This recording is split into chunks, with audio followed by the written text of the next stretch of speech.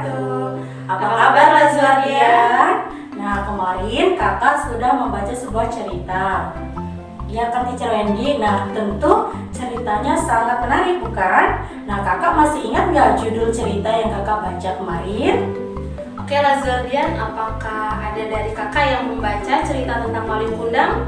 Atau bawang merah bawang putih? Atau ada yang membaca kisah Sura dan Baya? Nah, tentunya dari beberapa cerita tersebut kita bisa mengambil sikap-sikap tokoh yang baik, tapi kita tidak boleh juga mengambil yang sikap dari tokoh-tokoh yang kurang baik. Contohnya seperti maling kundang. Nah, maling kundang ini durhaka dengan ibunya. Tentunya kita tidak boleh mencontohnya ya Kak. Iya betul sekali Teacher Petra. Selain maling kundang ada tokoh bawang merah yang tentunya sikapnya tidak bisa kita contoh karena bawang merah ini memiliki sikap yang jahat dan iri kepada saudaranya yaitu bawang putih. Ya. Nah, benar sekali betul Teacher Wendy. Kita sebaiknya mengambil cerita tokoh-tokoh yang baik saja Teacher Wendy. Nah, beberapa cerita-cerita rakyat yang ada di Indonesia seperti dari maling kundang, kemudian ada bawang merah bawang putih, kemudian ada kisah dari Surabaya. Nah, hari ini kita akan membacakan sebuah cerita dari Jawa Barat, Kak. Betul sekali. Judulnya apa, Teacher? Judulnya adalah Lutung Kasaro. Oke. Sekarang Riri Lazuardian, mari kita simak bersama kisah dari Lutung Kasaro.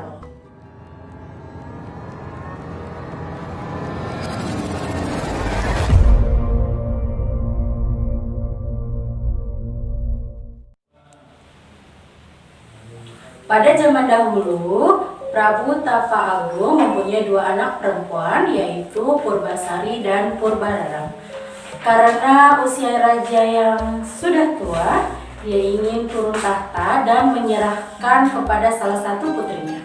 Awalnya, Purbararang senang mendengar berita tersebut karena sebagai anak sulung pastinya tahta akan jatuh ke tangannya. Namun ternyata sang ayah memilih Purbasari untuk menggantikannya.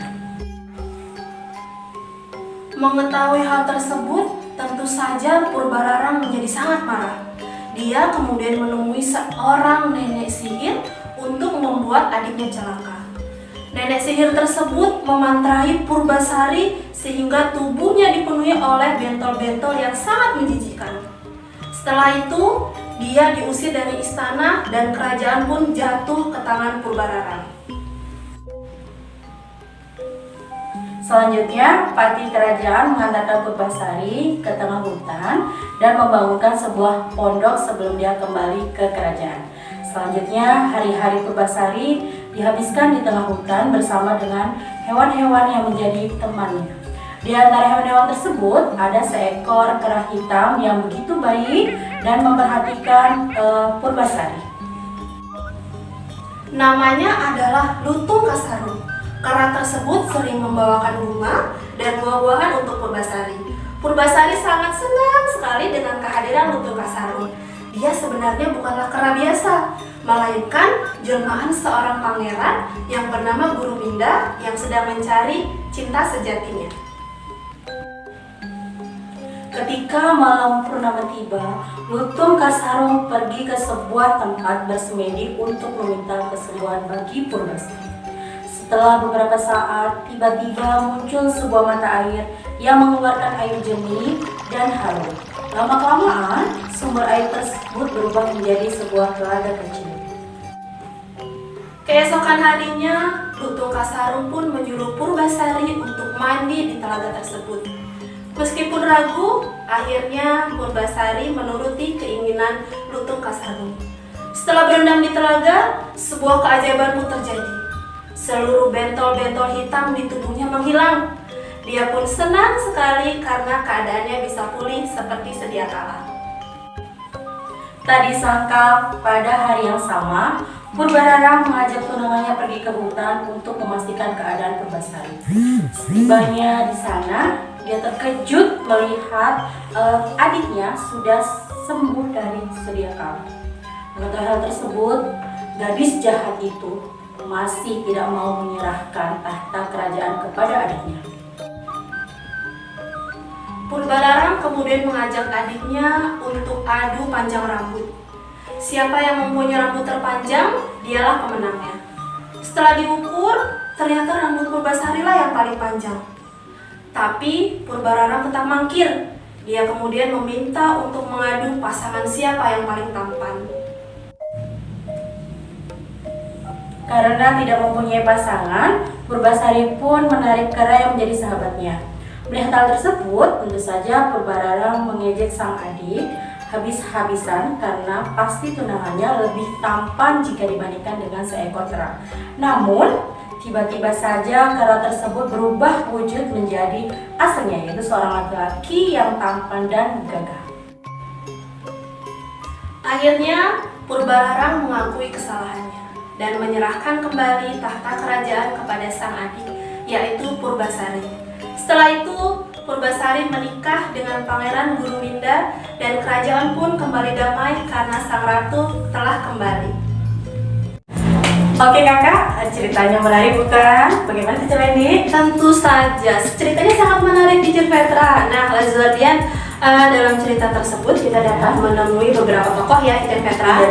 Yang pertama ada Purbalarang, Kemudian ada Purbasari, dan ada juga Lutung Kasarung. Oke, nah dari beberapa tokoh tersebut tentunya kita dapat memahami sikap-sikap yang ada dalam tokoh. Kemudian kita bisa mengambil sikap yang baik dan tidak boleh mengambil sikap yang buruk ya Teacher Wendy. Betul sekali Teacher Petra. Nah lalu Lazardian, bagaimanakah dengan sikap para tokoh yang ada dalam cerita Lutung Kasarung yang Teacher Wendy dan Teacher Petra bacakan tadi? Nah sebelum kita melihat sikapnya, kita dapat melakukan beberapa langkah. Yang pertama adalah pastikan kakak membaca dengan seksama jalan dari ceritanya. Nah kemudian yang kedua, kakak perhatikan setiap perbuatan dan perkataan dalam tokoh tersebut.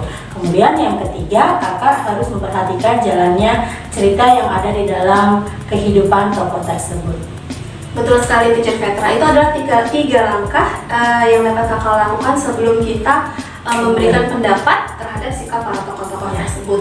Nah, sekarang kita akan coba ya Teacher Petra. Kita akan coba memberikan pendapat terhadap sikap dari tiga tokoh yang ada di dalam cerita Lutung Kasarung. Oke. Yang pertama, bagaimana dengan sikap Purbalarang, Teacher Petra?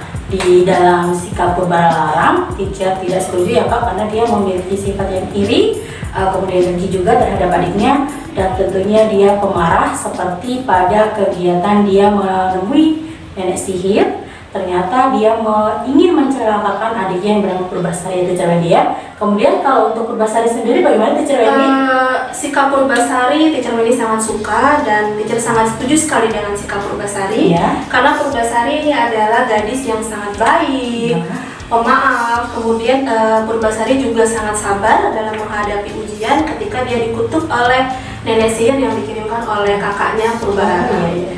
Itu Teacher Petra. Kemudian satu lagi Teacher Petra, bagaimana dengan Lutung Kasarung? Nah untuk Lutung Kasarung sendiri, Teacher Petra sangat setuju karena dia baik hati, kemudian dia menemani Purbasari ya Teacher Wendy di hutan karena dia bukan tersesat ya Kak. Dia itu disihir oleh nenek sihir yang dikirimkan oleh Purbalarang dan dia menemaninya sampai Purbasari berubah menjadi yang seperti sedia kala ya. Sekian sekali ya Teacher Wendy ya. Setia sekali dan sangat baik hati juga ya.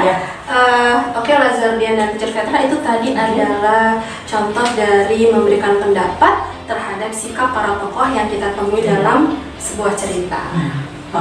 Oke, selanjutnya kakak kemarin kan sudah memilih satu cerita rakyat, kemudian kakak silakan baca kembali dan tentukan sikap-sikap bagaimana pendapat kakak terhadap tokoh tersebut Teacher Wendy ya.